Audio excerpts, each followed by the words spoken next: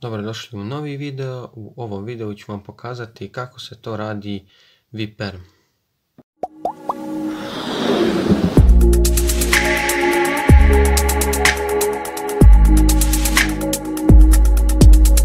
VPerm spada u skupinu malo težih PLL algoritama. Prepoznajemo ga po ovom ovdje, znači ovaj korner i ova dva edge koji su, da kažemo, na dobrom mjestu. Još imamo ovaj korner koji je također tu na dobrom mjestu, znači ovo ovdje nije dobro raspoređeno, tako ni ovo gore. Kocku ćemo držati na ovaj način, ima dosta algoritama pomoću kojih možemo uraditi ovaj VPerm, ali najpoznatiji je ovaj sljedeći koji ću ja da pokažem.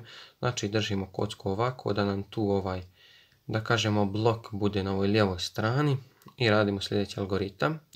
Znači idemo R', R', onda Y', pa radimo R', F, R2, U', R', U, R, F, R, F', odnosno F, pardon. Tako se znači radi VPerm. Evo, ponovit ću još jednom. Znači imamo ovdje ta dva bloka i tu je taj korner na odgovarajućem mjestu. Meni baš dobro ne ide ovaj VPerm, ali šta ja znam, ostali algoritmi su mi jako dobri za PLL, dok ovaj VPerm baš nije toliko brz.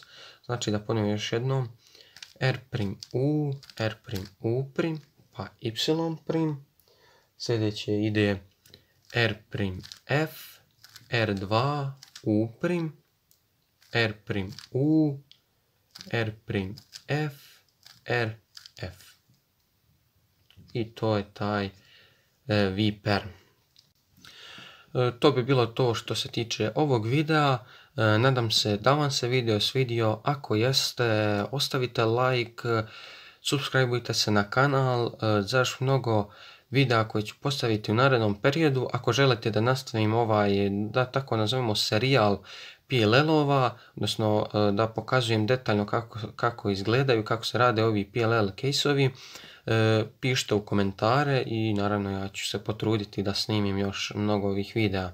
Do sljedećeg puta, ćao!